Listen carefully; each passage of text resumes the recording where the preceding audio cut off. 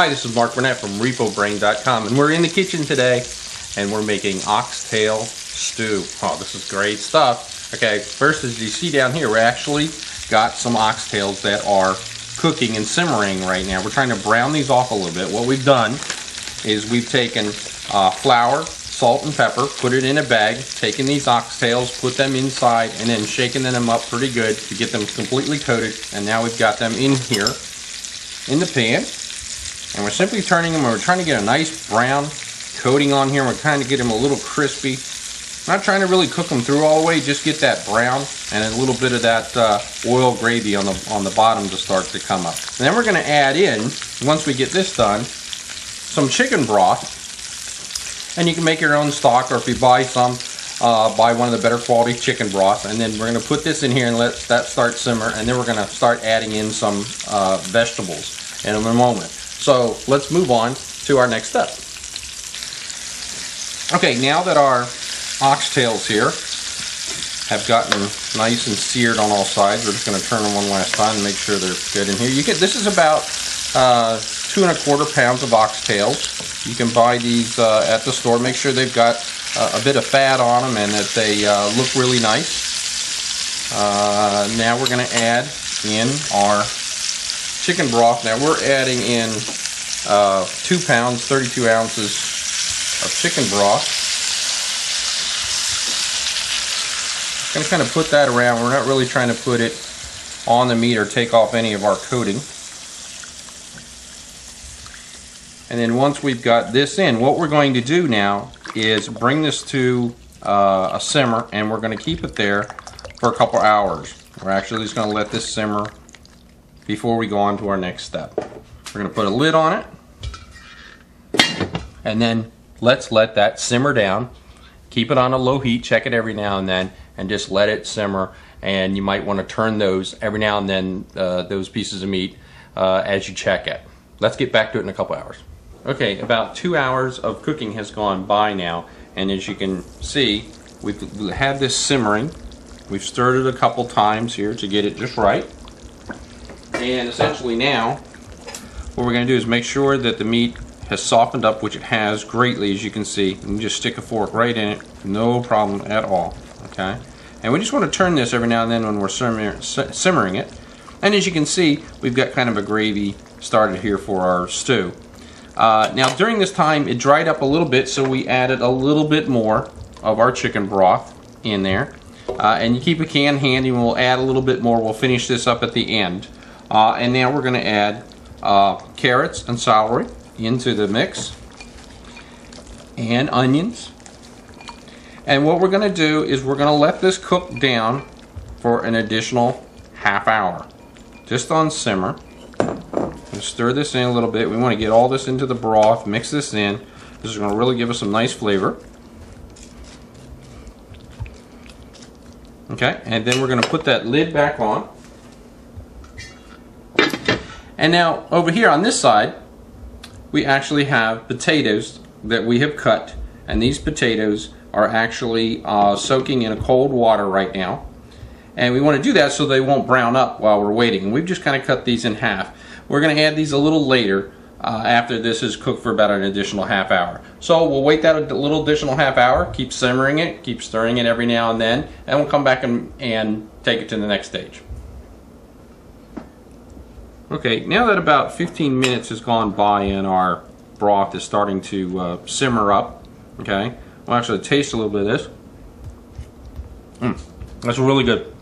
That's excellent. That's where we want it to be. It's just got the right amount of saltiness. We're starting to get the onion flavor, the celeries, and the carrots are all starting to blend in here.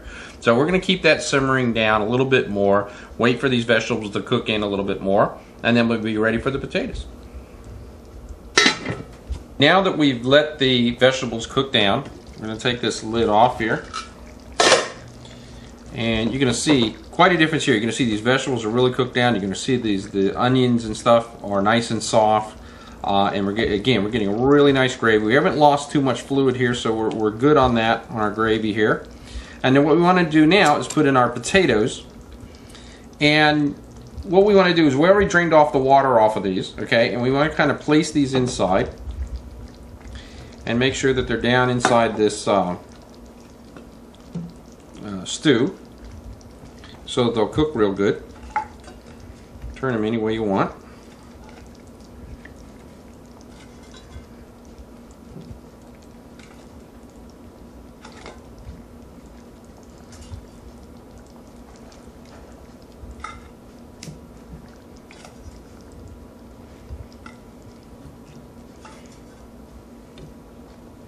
Okay, and once we've got them in here, okay, we now going to let that cook about another 20 minutes and see when those potatoes start to soften up. When these potatoes start to soften up, we'll be pretty close to getting done. We'll check the amount of liquid that's in there, or gravy, to make sure it's enough. If it's not, we'll add a little bit more chicken broth and let that cook in.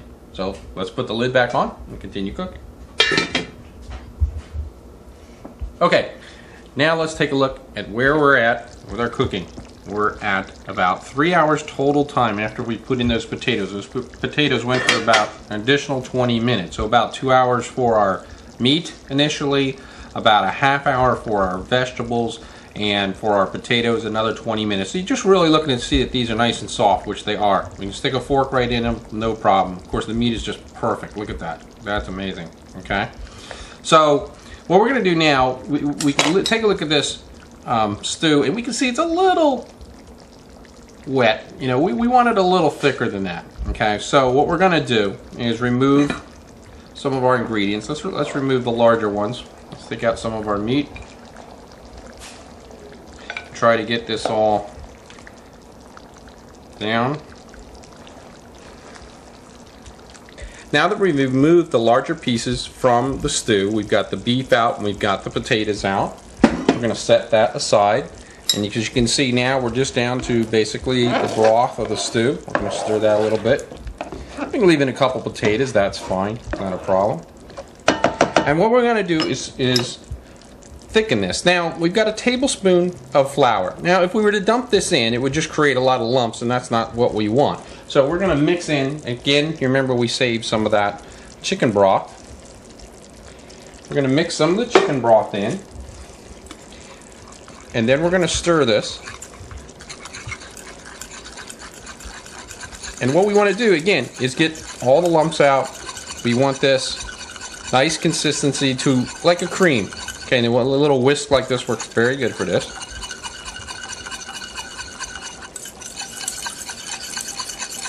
Okay, now, again, we don't want to dump this cold fluid into this really, really hot fluid, which is at 212 degrees. That's why it's boiling, or a little hotter, because it's got oils in it.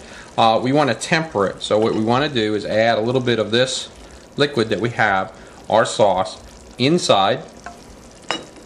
And this will help bring up the temperature of our flour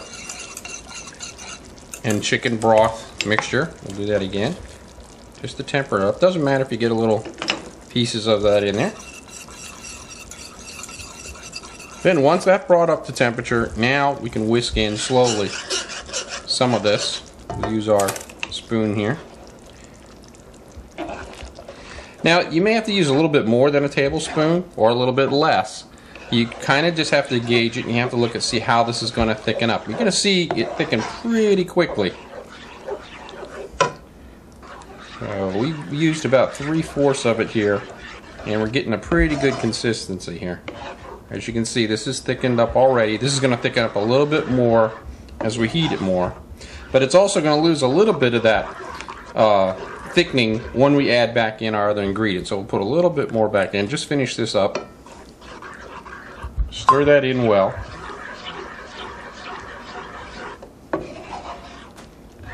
And here again, you can see we've got a nice thick broth. We really want that to stick to this. We want that to be a good stew. When we pull that potato out, we want to see that broth right on there, clinging onto that surface. That's going to make it really good. Okay, now we're going to put back in our other ingredients.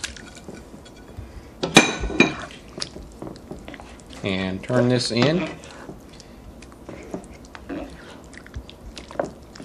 Mix it all in. We don't want to break up any of these pieces. We want to be careful not to, because we want to keep this as whole as possible.